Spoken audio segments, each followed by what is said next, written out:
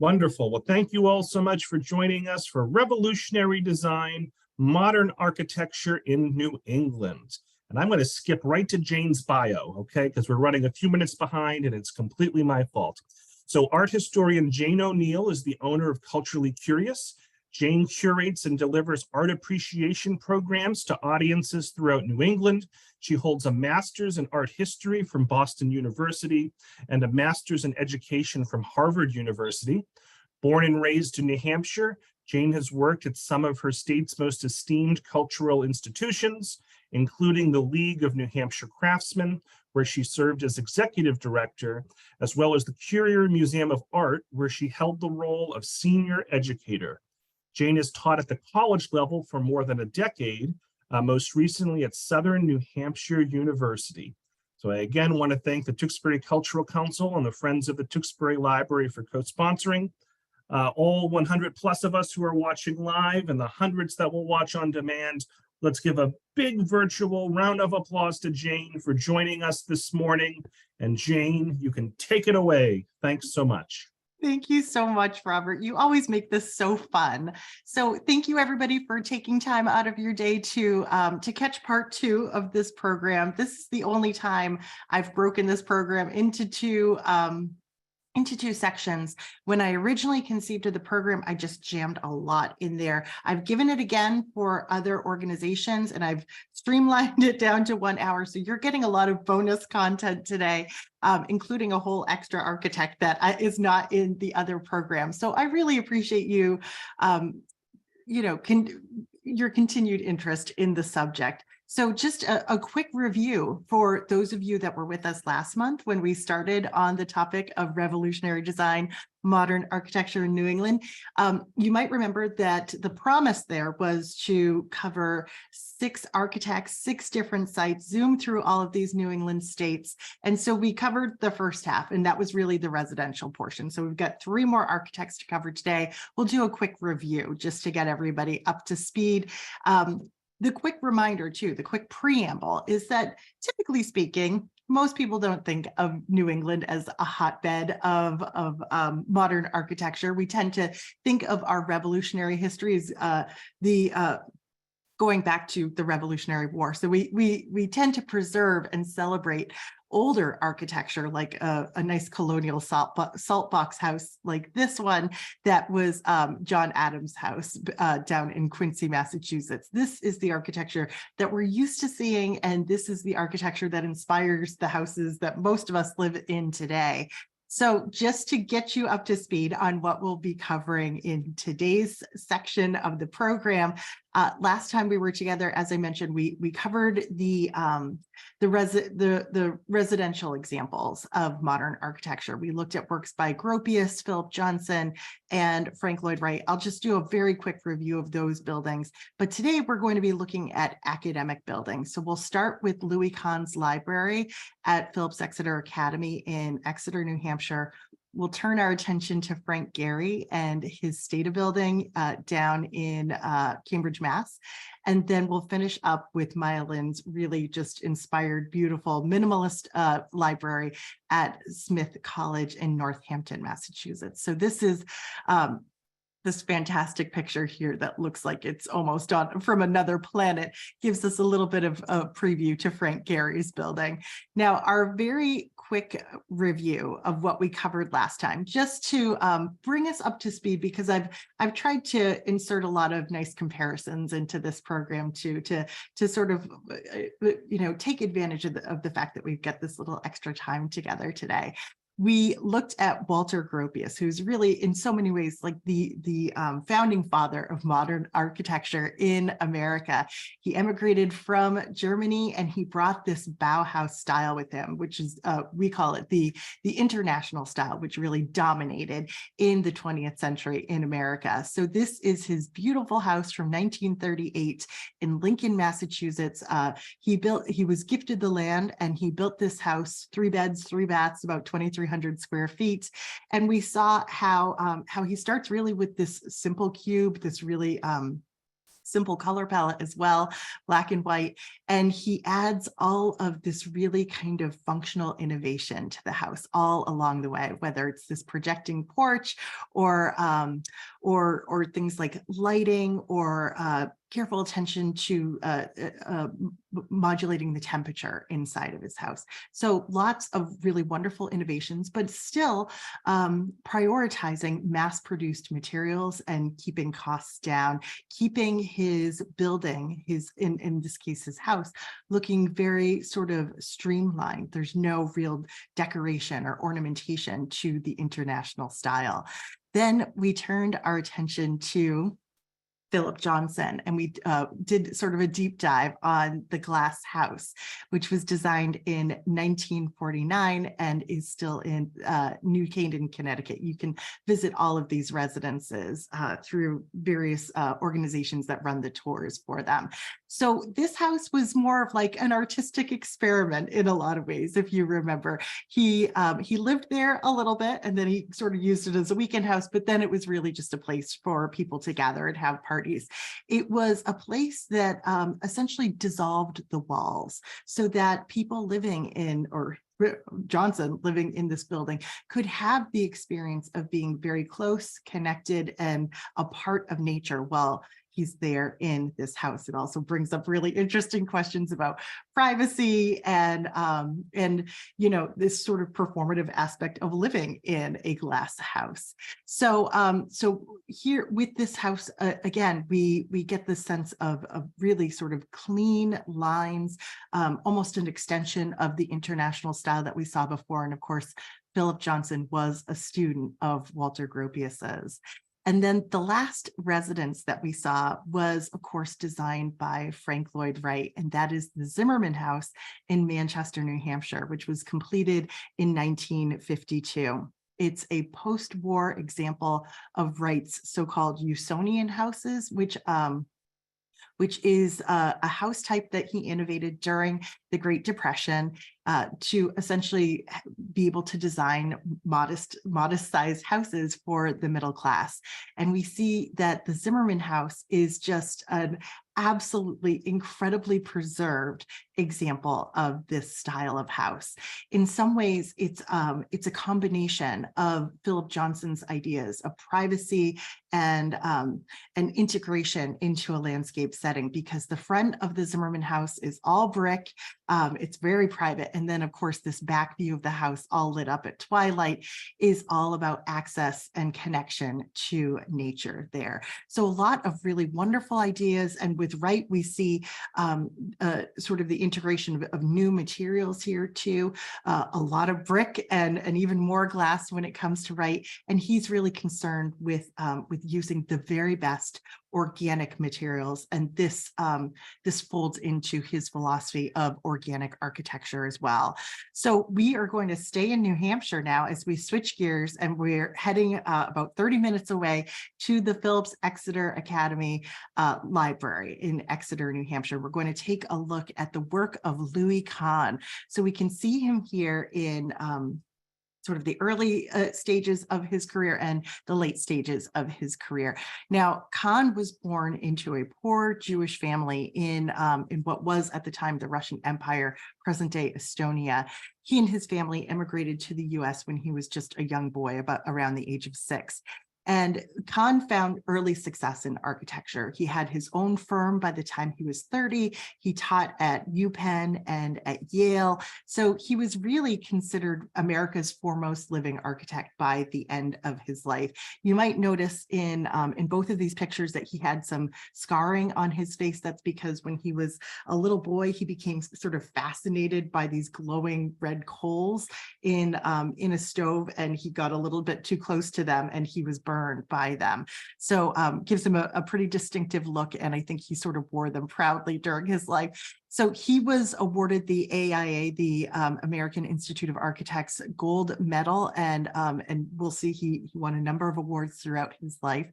Just to get you kind of familiar with his approach to architecture, I have here a building that he designed called the Salk Institute for Biological Studies.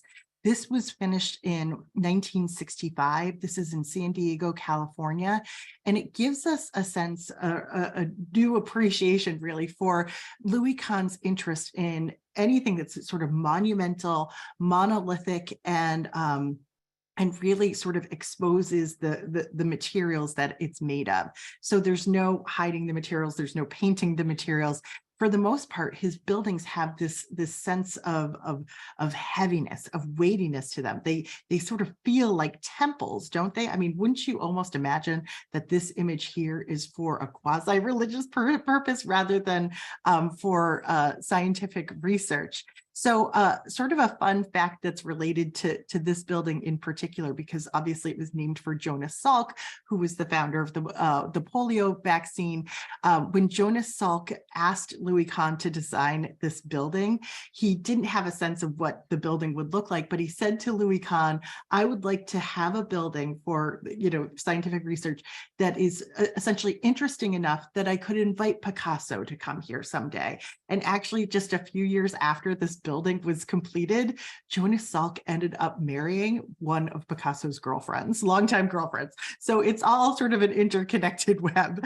All right, so just to give you another perspective on this particular building, because it's not all concrete like we see here. If we flip our perspective here, we can see that Louis Kahn is actually prioritizing great views. There is a lot of glass integrated into this design, and it gives us a little bit of a preview of what we're going to see when we go back to New Hampshire. So here we are looking at one of the main buildings at Phillips Exeter Academy over here on the left. And then on the right, this is the library that Louis Kahn built for the Academy. The principal of Phillips Exeter said that he had the intention of hiring the very best contemporary architect to design the library there. And believe it or not, it was actually Jonas Salk. Once again, Jonas Salk had a son who was attending the Academy, and he got in touch with the headmaster and said, I just worked with Louis Kahn. That's who you should consider for your architect there. So the intention was never to build another Georgian revival looking building like we have over here on the left. The intention was to build something that was revolutionary and could inspire students in a whole new way. So this building, this library that we're looking at over on the right, it was completed in 1972. I believe that was just after Phillips Academy went co-ed, Phillips Exeter Academy. And it cost at the time $3.8 million. In today's money, that would be closer to about $27 million. And it's generally considered to be one of Louis Kahn's most successful buildings. We're so lucky that it's here in New England, although everybody tuning in is from all over the world. So when you come to New England, you'll have the experience of it. So we're zooming in here to get a better look at it. The facade is composed of these handmade wood-fired bricks, and it's a nice nod to the dominant material on campus. We'll also notice that this is solid brick masonry on the exterior of the building. And this facade here, which is roughly square in its proportions, is replicated on all four sides of the building. The building is essentially a cube here. Now, it is about 111 feet wide and 80 feet tall. It's also one of the tallest buildings on campus. We'll find out how Louis Kahn sort of got around some of the local building codes in terms of height. But inside, you have just over 12,000 square feet of space, too. So Louis Kahn disliked the notion of any architecture that was dominated by an entrance. So you'll notice here on the ground level, we have a little figure here too, that it looks like there's a door, every few feet here. And in between those doors, of course, is that solid brick masonry.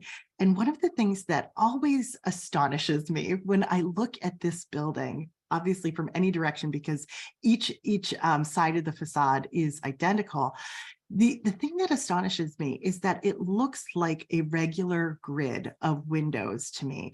But if you look very carefully, the windows actually get bigger as you go up, and these brick piers get more slender as you go up. And then by the time you get to the top floor here, you don't even have glass. It's open air. Louis Kahn sort of talked about how that top floor would almost look like the ruins of some sort of ancient building. He also talked about the work that the brick would be doing here, because there's nothing to reinforce it. He said it would groan at the bottom, but dance at the top. So he's already creating this incredible illusion with the way the building is kind of structured and balanced just with the facade here. Now, I wanted to zoom in on the materials because we talked about this being hand-fired brick. And so I wanted to quickly compare that to the Zimmerman house that we looked at the last time we were together. So here's the facade of the Exeter Library on one side, and here's the interior of Wright's Zimmerman house over on the left. Now, remember, Wright loved this notion of organic architecture, use the best materials, the upland Georgian cypress, these beautiful bricks over here. Don't paint anything, let those natural materials sing. And to a certain extent, Louis Kahn shares that perspective, but you don't have to have the very best bricks in the world in order to make it onto a Louis Kahn building. We can see that there's this irregularity here. And that, I think, adds a little bit of quaintness and a little bit of picturesque, a little bit of a sense of the picturesque, especially when it's snowing and snow accumulates on the facade of the building that way. But there's also this connection to the people that made them. When it comes to Wright's building over here, there's this pristine sense that these materials exist only in this form. It's like the archetype of a brick when we're looking at the Zimmerman house. And over here, we get the sense of the history and the people that came together to make this building possible. As with some of the other Louis Kahn buildings from this era, there is teak also integrated, a little bit of wood integrated onto the facade of this building. So we get a sense of the materials. Let's get a sense of the inside here. Now, even though Louis Kahn made it feel like you could access this building from 360 degrees, any direction that you approach it from, there are these grand staircases that lead you up from just one side of the building. And they are, it's concrete steps that are clad in travertine. So there's this real kind of exceptional feeling as you're running your hand up that hand railing there. And it brings you into this open atrium. So that is the top of the staircase over here on the right. And we can see that this open atrium here has quite an impact. It's a majestic space. It causes you to pause. It causes you to look up, look around. There is this sense of clarity in terms of wayfinding. And that was part of the intention of cutting these huge holes out of this concrete wall so that you could see the stacks all around and sort of get a sense from this space on what is not actually the ground floor, but for all intents and purposes, the first floor of this library, and sort of know where you need to go and how you'd move through this building. Now, there's a lot of other ideas at play when we look at those big round cutouts inside the atrium of Louis Kahn's Exeter Library here. The proportions are really what matters. You'll notice that these giant circles cut out of this big concrete wall here are sort of resting on or inside almost a square. It's roughly a rectangle here, and it is a reminder of some of the classical proportions going all the way back to the ancient Roman architect Vitruvius.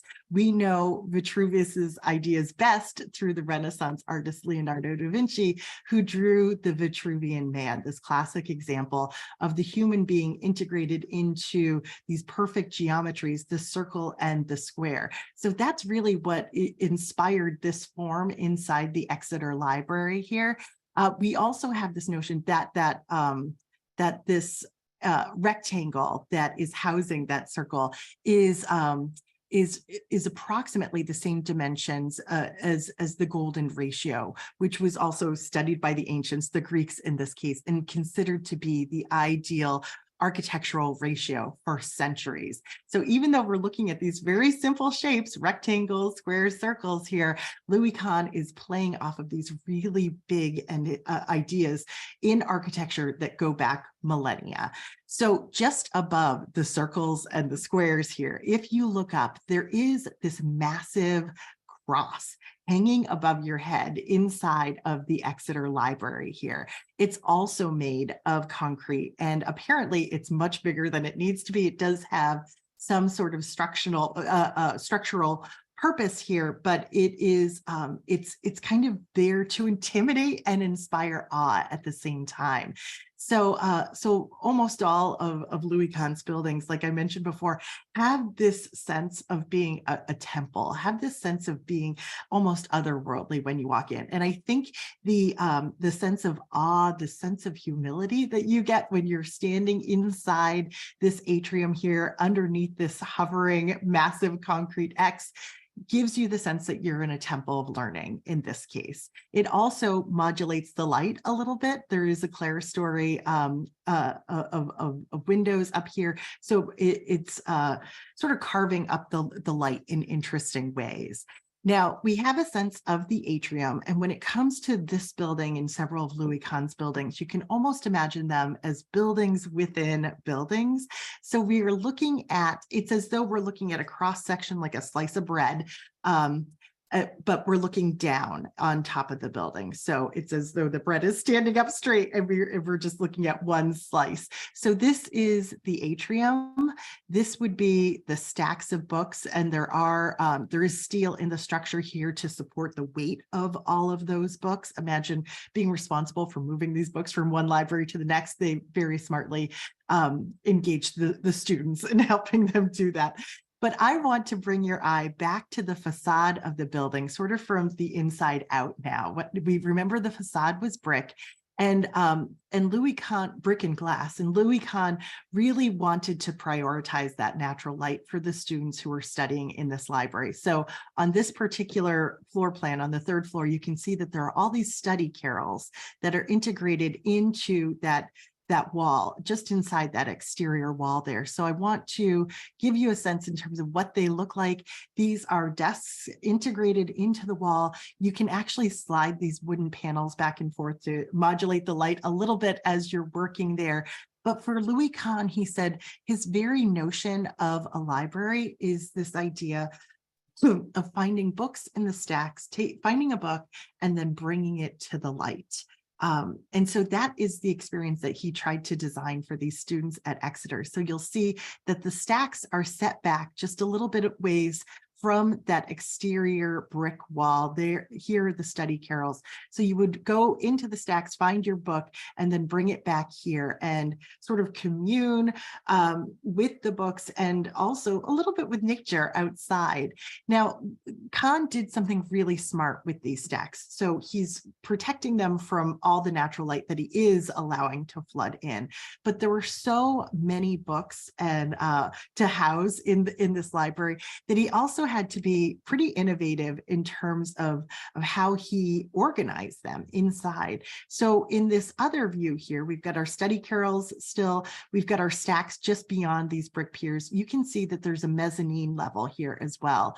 So this 80-foot high building, which is technically 9 stories because it has a mezzanine inside on every level. So, so at the time that this was built, Exeter, New Hampshire had a building code that said nothing could go higher than 4 stories.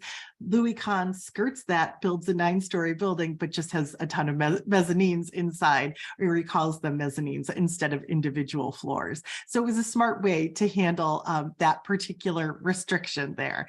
Okay. So as we wrap up on Louis Kahn and this incredible library, I mean, if this doesn't make you want to go and visit this library, I don't know what will. I'll just note that this is still the largest secondary school library in the world since it was built back in the early 70s.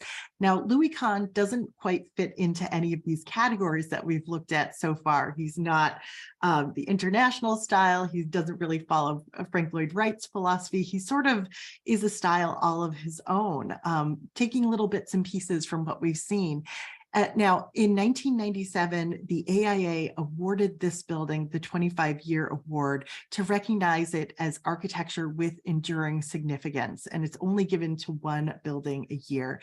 Now, Louis Kahn was not alive at that point, but just to give you a sense in terms of how modest he was, how humble he was in his work, as people celebrated it, even when he was alive, he said, I just put a roof over it. And that is, of course, the ultimate understatement. And it really sort of is the exact opposite of the kind of sort of grandiosity, the kind of ego that we oftentimes associate with other modern architects, figures like Frank Lloyd Wright, for example.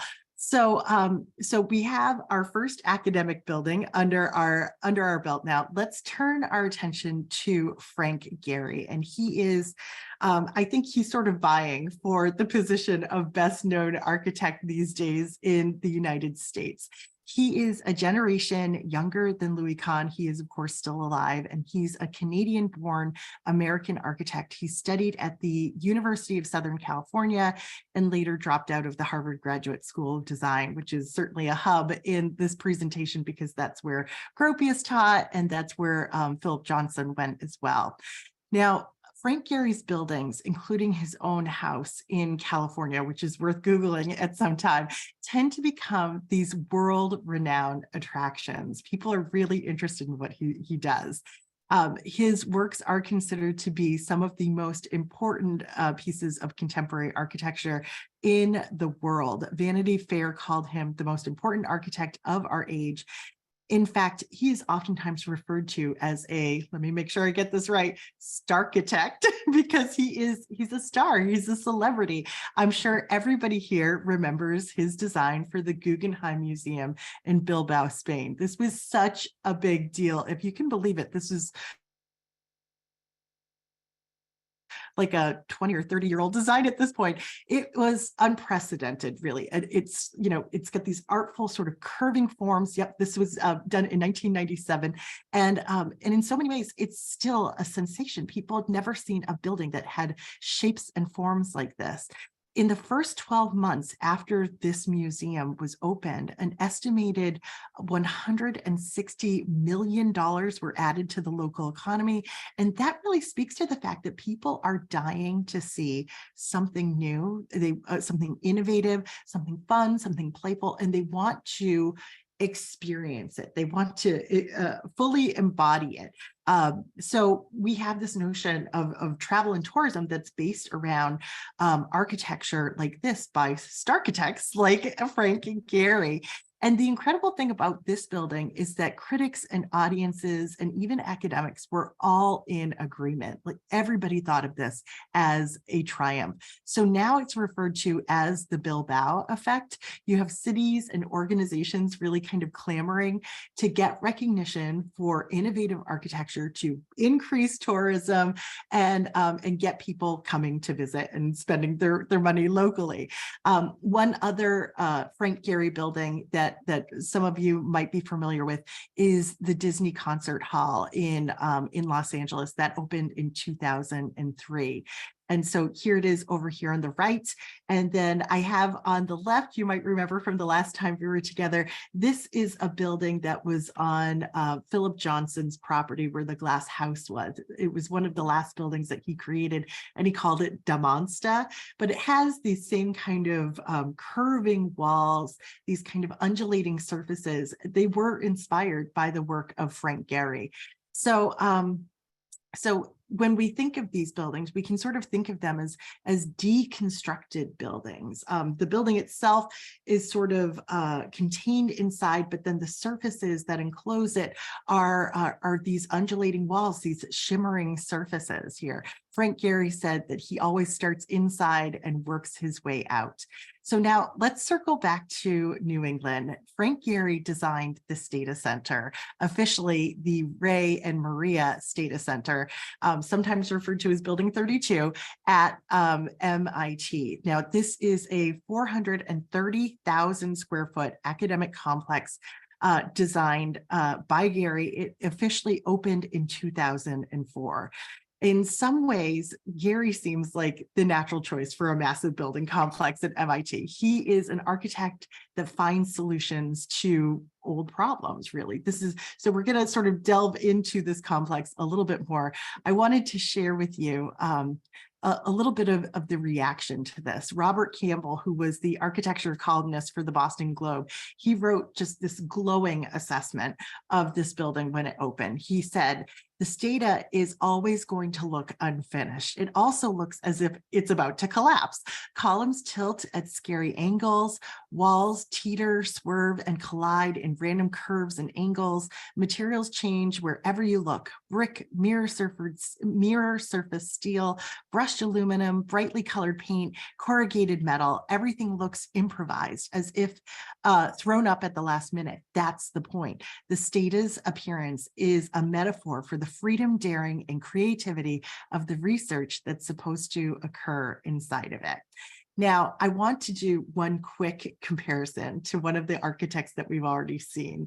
Now, this might seem a little bit out of left field, but when we look at Frank Gehry's architecture, it always seems like there is just some sort of magic underneath the surface that's holding these buildings together. And I want to credit Frank Lloyd Wright for really starting this movement in modern architecture. Most of us might think of falling water and those cantilever terraces, but even here in Manchester, New Hampshire, at the Zimmerman House, you might remember that fireplace that we looked at, where he was kind of showing off and showing us this massive pier of bricks that was completely unsupported on one side, that's just levitating there in the air. And then what's more, he even takes it to a degree further by adding a lintel here that's broken in the middle, sort of saying that he can design things that really sort of defy our expectations about gravity, about the materials themselves. And so now you have an architect, Frank Gehry, who's doing that not just with features, but with entire buildings. So when we look at the Stata Center, it certainly looks like elements of this building are just going to slide right down to the road over here. But we sort of have to have faith, right, that there's this very cunning engineering that's supporting all of these surfaces. Now, just to give you a sense of this very complicated floor plan and the scope of this project here too, the goal of this building complex was really to foster interdepartmental communication. So it was to create these spaces that sort of meet and join for each other. Too often, these individual departments just felt holed up. We all know, silos in our different fields, and so that was to break down the silos.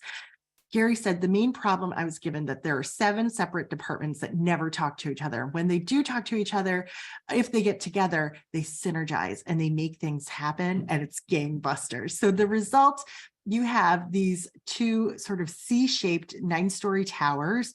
You have one amphitheater, one indoor student street, 2 2-story neighborhoods in the tower, 1 4th-floor town center in between. You have lecture halls, auditoriums and classrooms, lounge spaces, pubs, cafes, a faculty dining room, a fitness facility, childcare, and 2 levels of underground parking for 700 cars. So this was an absolutely massive project. And how did it go over with the people that used it? Well, first of all, Frank Gehry said that the complex itself looks like a party of drunken robots got together to celebrate. I would say that it looks as though he fed an everyday architecture through a cubist painting filter. And we have, as a result, these forms that look sort of semi-flattened and sort of teetering sculptural forms here.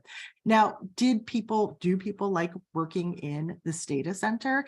My own father used to visit it a lot for his work, and he recalled that it wasn't the easiest place to navigate.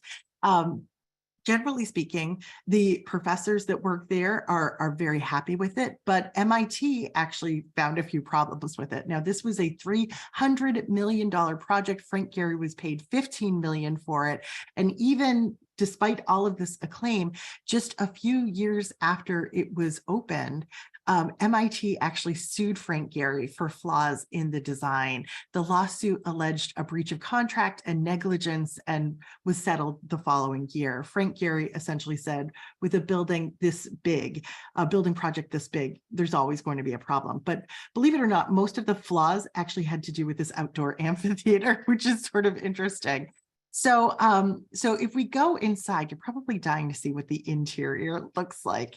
The interior has been criticized over the years. We have this sense of this kind of trackless and confusing interior layout. The floor plans are a little bit of a mess. If you're there to find someone, you sort of feel like a rat trying to track down cheese in some sort of maze. And certainly when I was kind of interviewing my father about his experience there, he said, yeah, it was really tough to find people. And of course, this is a world away from the very rational space that we saw Louis Kahn design at Phillips Exeter Academy just a couple of decades earlier. Now, even though that interior space is really criticized for all of these angles, for all of these, for a layout that is hard for the average person to kind of navigate, you still hear again and again from the people that use this building on a regular day that that it's successful. And part of the reason for that is that the Stata Center is inhabited by people who love to solve problems. It has successfully broken down those silos of communication, especially between robotics and AI. And the building works very well for a lot of visitors only in the sense that they love to take selfies off of these mirrored surfaces that we have over here. So we'll finish up with Frank Gehry and this sort of glamour shot of the Stata Center over here.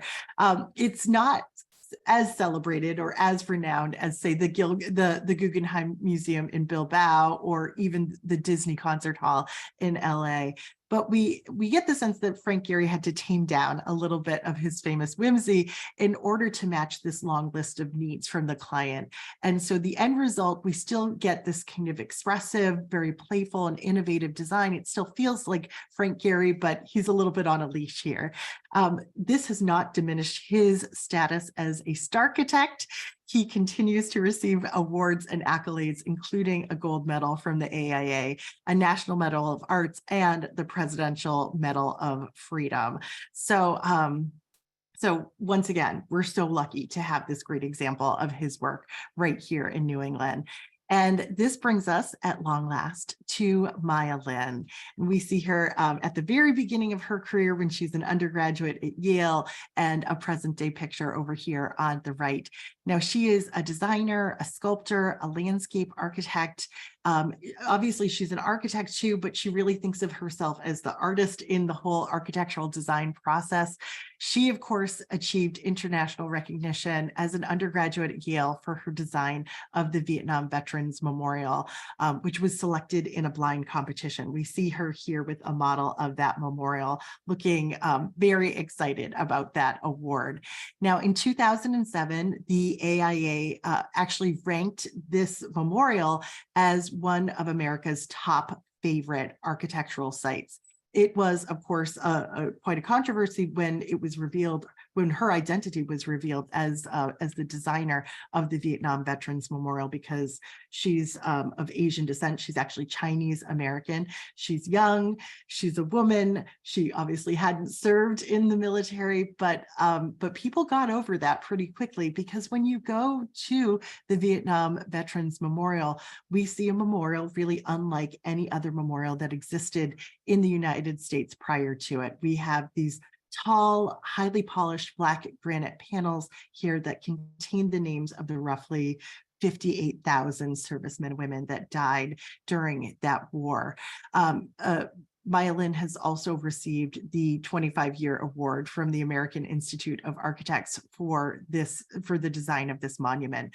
And of course, it is an incredibly moving experience to go to this memorial and to reflect upon the loss, or to reconnect with the names and the identities of people that were lost in the war. I was just giving a program on Maya Lin yesterday, an in-person program, and at the end we were all talking about our experiences at the Vietnam Veterans Memorial, and people were saying, yes, I went there because my 7th grade teacher died in the war, and what an experience it was to see his name and to reconnect with him, with his identity. So Maya Lin created this deceptively simple design to produce something that was deeply personal, deeply moving, and it's been this place that has really sort of withstood the test of time, because it's still this special place to mourn and reflect. Now, this brings us back to New England, to Northampton, Massachusetts in this case, because Maya Lin recently won the commission to reimagine the library at Smith College. So the challenge was to work with the original library building, which had a number of additions added to it over the course of the 20th century. So here is the original building. It's a Carnegie design. It's a Carnegie library. It was built in 1909 on the campus of Smith, which was the campus itself was designed by the landscape architect Frederick Law Olmsted. So it's this beautiful setting, a gorgeous original building. But over the years, these older, less well thought out additions have just sort of been expanding out. Not really well organized on the interior, and then just sort of choking the campus itself, creating essentially this massive monolith that you have to walk around in order to make your way around campus.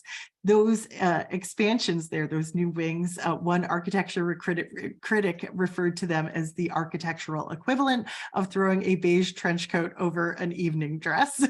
So Maya Lin, out of all the architects that we're considering, is really the only one who is asked to come in and take something that's historic and kind of make it new again.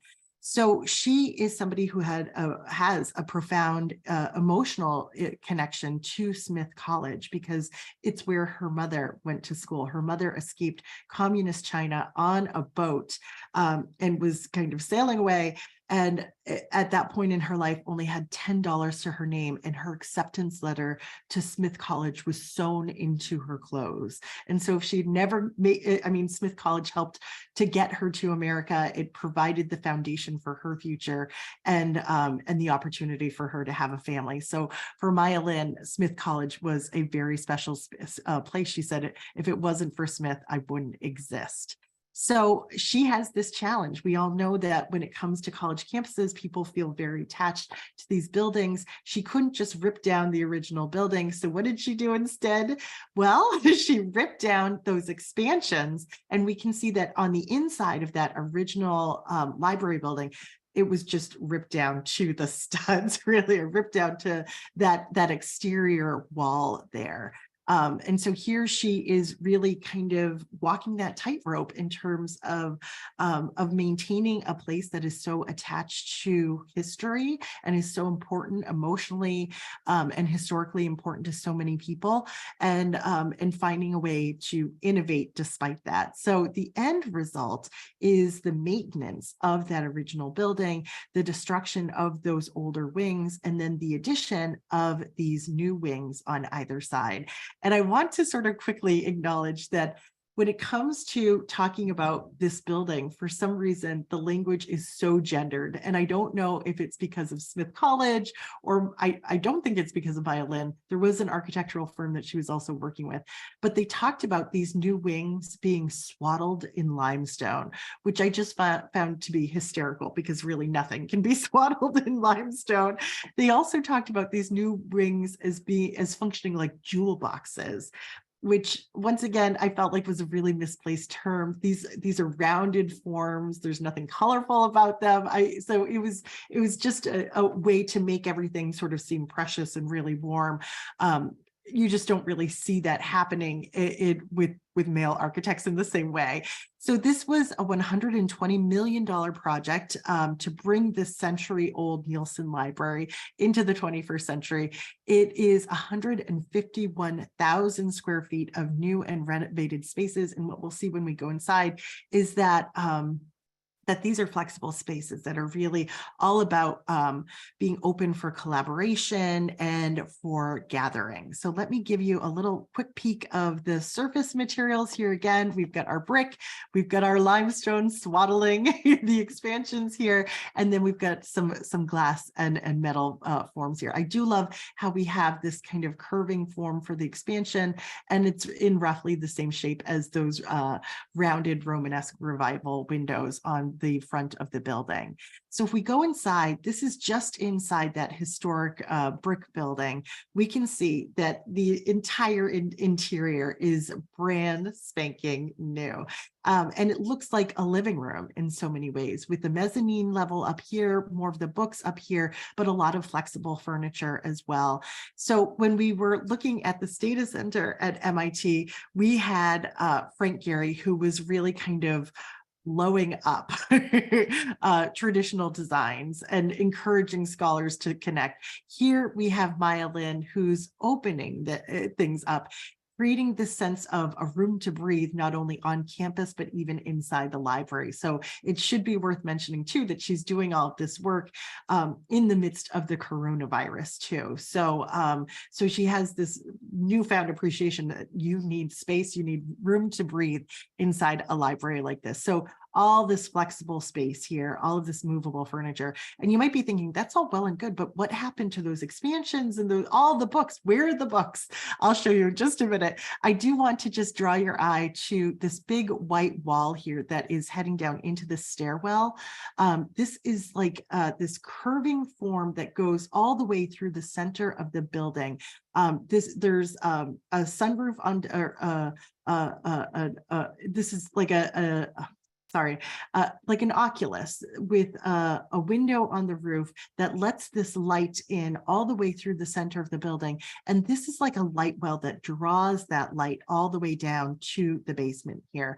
In fact, Maya Lin referred to this as being a 74-foot high sundial. So it's really all about bringing this kind of majestic special light inside the building. And very quickly, there are these collapsible stacks on the basement level of the building. So more of a smarter way to house all of these books, and also leveraging the strength of the ground level itself for the housing those books, because so much of the rest of the building is so much more open. Now, to go into one of those wings, to give you a sense in terms of what the jewel boxes look like, when you step inside the wings, you see this giant atrium space. You can glimpse multiple floors of the building. And we see she's prioritized light here with her design. And we also see a lot of kind of fun, flexible, cozy, accessible furniture here. So this invitation to dwell in all of these different spaces. This is so different from that atrium at Louis Kahn's library at Exeter, right? Where you're awed by the grandeur of it. There's a sense of informality with Maya Lin's design over here, a sense that this is not a temple to learning, but almost like a living room, an extension of a personal space that you can feel very comfortable in. So Maya Lin also designed some study carrels to be placed inside her design.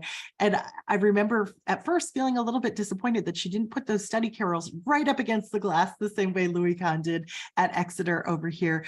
But then I had to remind myself that anybody working in a study carrel like this would probably be on a screen that was emanating its own light. She does prioritize, of course, seating next to these giant windows over here. And you can see just outside that there is the beginnings of a garden that is a sunken garden that was actually dedicated to the memory of Maya Lin's mother. This is on one side of, or this is adjacent to one of those new wings of the library. And on the other side, there is a new built-in amphitheater like we see over here. And it's just sort of like a wonderful connection to nature on each side of the library. With the modern houses that we saw the last time we were together, I think there was this real interest in nature, connection to the outdoors, you know, blending the distinction between indoors and outdoors. We haven't seen that as much with the works of Louis Kahn or with Frank Gehry, and Maya Lin sort of brings that idea back into her designs here. And who among us wouldn't love to be in a library where you can gaze out at a beautiful campus like the one at Smith College? So, so we'll end here now with a glamour shot of the new library at Smith. This opened in March 2021, so about a year into the pandemic. And the stories of the library were mostly overshadowed by the pandemic. There were stories about how Smith was handling the coronavirus, and even stories about Maya Lin's personal life, because her husband had very tragically and suddenly passed away from a heart attack about 6 months before the library opened. So even though Maya Lin actually doesn't design memorials anymore, architecture critics really wanted to frame this library as almost functioning like a memorial, kind of a nice bookend to the designer's auspicious beginnings back when she was a student in college. So Maya Lin's story, of course, is not over, and she continues to be recognized for her creative accomplishments. She's won all the same awards as Frank Gehry, in addition to the Thomas Jefferson Medal of Architecture and the National Women's Hall of Fame in Seneca, New York. There's certainly more to come from Maya Lin. She is incredibly conscious about climate change and creating a lot of work in response to that these days. So we'll just do a quick conclusion to wrap things up and to provide the chance to reflect on some of these works and how they relate to each other. We've got Philip Johnson's Glass House on the left, Frank Lloyd Wright's Zimmerman House on the right. Some of the works that we've seen over the course of these two programs, we've seen architects who are really interested in nature and using different kind of materials and strategies to make the inhabitants of these structures feel connected to the outdoors. We've also seen architects who were really interested in light and the play of light and the experience of light, and sometimes using it for very dramatic effect, as we see in these two library designs by Louis Kahn and by Maya Lin. And then, of course, when it comes to modern architecture, we see architects being really playful in terms of their materials and forms. And the Stata Center by Frank Gehry is like the greatest expression of that. But we saw a little bit of that even going all the way back to Walter Gropius's house and that really funky worm-like handrail that he had designed to head upstairs there. So when it comes to modern architecture in New England, we see these architects who have not just broken the mold when it comes to the history of architecture, they've set a new standard for revolutionary approaches to design worldwide. So I will end there for now, and I'm happy to try and answer any of the questions that you have about today's program. I'll start looking at the chat here and the Q&A. Let's see here. Jean says, the Salk Institute reminds me of Yale's Morse and Stiles colleges designed by Eero Saarinen. Oh, that's really interesting. I'm going to have to take a look at those because I always think of Saarinen as like creating structures that always seem like birds that are flying. So it'd be interesting to me to sort of compare something that seems so weighty to something that might feel like it could take off. Kathleen says, we were just at Exeter last week. My husband noted the wood panels beneath the windows look like books. Oh, that's really interesting. Unfortunately, we were not able to go inside as it was not a designated visitor area. Thank you for adding that, Kathleen. I don't have a sense in terms of the accessibility of that building because I've walked into it in the past. So it's interesting to know that that you can only get in on some days. Thank you for sharing that. Now I need to go back and look at the wood and see how it looks like in books here. Oh yeah, they do sort of look like little books. That's sweet. Thank you for adding that, Kathleen. Amy says, I saw Gary's Fred and Ginger building in Prague, and it was one of the main reasons I wanted to visit there. Such a fun design. Isn't it interesting that it's like we go to these places now just to experience the architecture? That's part of the destination. And I mean, great architecture is truly what makes a great city. So I'm glad you got the experience, got to experience a Gary building firsthand. I've never seen that building, so I'm going to have to look that up. Thanks for adding that, Amy. And then Susan says, in Roanoke, Virginia, the Taubman Museum of Art designed by Randall Scott looked like Gary's influence. Is it? I'm not familiar with that building, but I will tell you, I'm without even seeing it, I'm sure Gary has probably had some sort of influence. And especially when it comes to museums, when it comes to library design, even more and more, like I said, more and more communities and organizations have this idea of travel architecture in mind. So they're always trying to hire really innovative architects to not only sort of leverage their own collections, their own assets, but to inspire people to come from far away. In fact, the new library in Salt Lake City is one of the biggest tourist attractions there. So so people have their eye on important buildings like this, and I think everybody's trying to take a page from Frank Gehry to get a sense in terms of what draws people in. Lois, thank you so much for your kind words. You missed part one, but Robert is so good. He's going to send part one out to everybody today. Thank you for being so organized, Robert. I really appreciate that.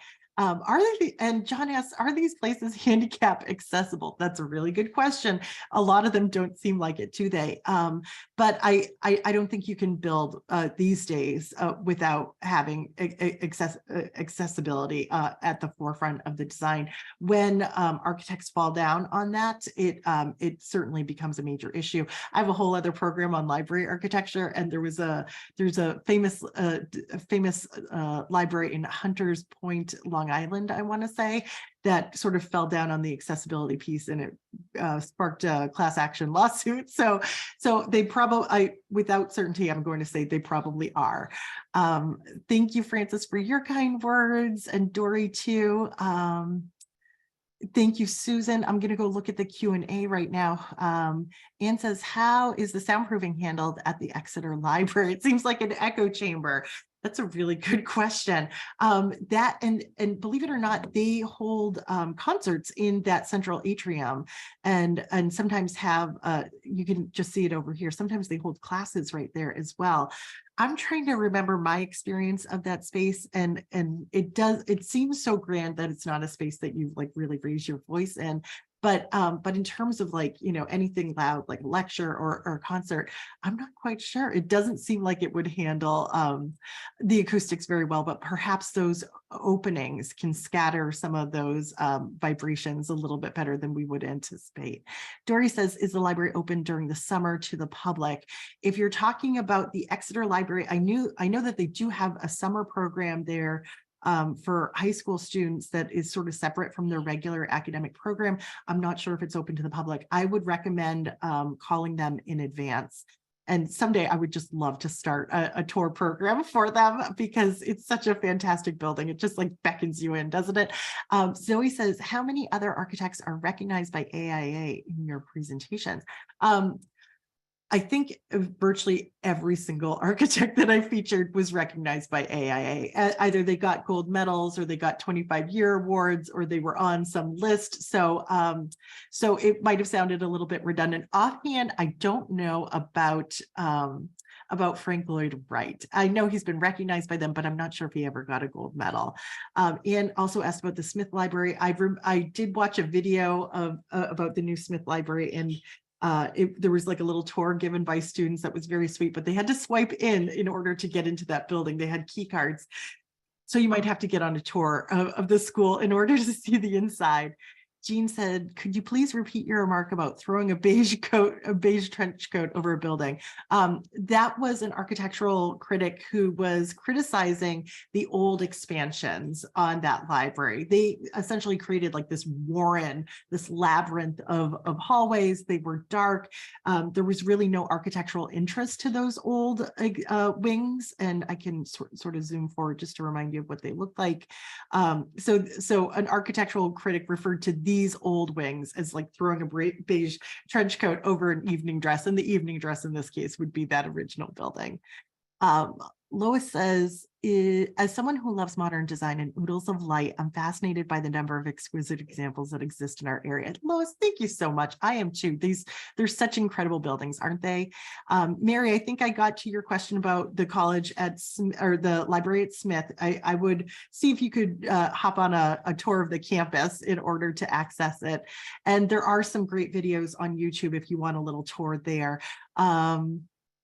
What is the light source on the shelf of the Frank Lloyd Wright home? Stephen, let me see if I can find that for you here. Probably goes to, oh, I feel like I'm skipping over it. Where'd it go? Sorry to make anybody sick here. On the shelf, maybe up here. Is that what you're talking about? So this is what they call a soffit. It's just like a little overhanging ledge. And believe it or not, there's just, as I remember, there's just these cutouts with like a bare bulb right there that provided some uplighting and some downlighting right there. But it wasn't really anything more intricate beyond that, believe it or not. So bare bulb right there, sort of integrated into the soffit. Somebody else asked, why did Kahn add a top row to his building without windows? Can people access that upper area? I think originally he had wanted like a roof garden for the Exeter Library. And in the end, they probably scrapped that primarily for safety. You can access that area with a librarian who's willing to give you a tour. I've been up there before, but it's not a space that it's not a space that's really paid attention to in the same way as the rest of the library. So it's not necessarily a space that you want to dwell in. Stephen says, oh, near the ceiling, near the black plate in the statue. I think I got to, Stephen. Let's see. Up here, even near the black plate in the statue. So that's another one where there's like a projecting soffit. It's probably about a foot deep, and there's a cutout within it with just a bare light bulb inside. Let's see here. Somebody asked, did anyone criticize Maya Lin saying that the additions didn't look like or match the original building? That's an excellent question. And I think people were as I understand it, people are very pleased with the outcome of her work. And I think the intention was to create something that was a little bit different from what existed there before. This is actually a smaller footprint. I forgot to mention before, her wings are a smaller footprint than the old wings that existed there. So that Olmsted design landscape has some room to breathe, which is really nice. And I think the contrast, the recognition that this is being built in, 2021 and not in 1909, oftentimes that is greatly appreciated, but it is a pretty stark contrast. It doesn't perfectly fit in so many ways. So I'm glad that you asked that question, because I think to a lot of people, they might think, why was this her solution? But I think that the interior provides like a nice answer to that in a lot of ways. Let's see. Maria says, so many great architects in New England, but I.M. Pei needs some mention. I know I should probably just do I.M. Pei, his own program there. Daniel says, thanks for the great program. I recommend An Astonishing Film by Louis Kahn's son. Yes, My Architect. I would recommend that one as well. It would make you feel like you really, really know him after seeing that program. That's a great one. And let's see over here. Some more comments coming in over here.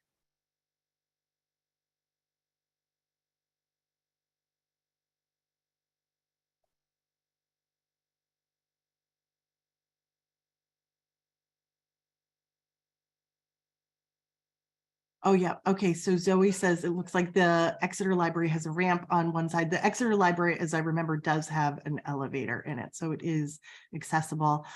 Kathleen says, thanks for an interesting presentation. Our road trip from Michigan to New England was largely for art and architecture. Oh, I love that. We visited 5 college campuses and enjoyed some interesting architecture, saw lots of I.M. Pei, Louis Kahn, and Eero Saarinen, plus some traditional architects like Ralph Adams Cram.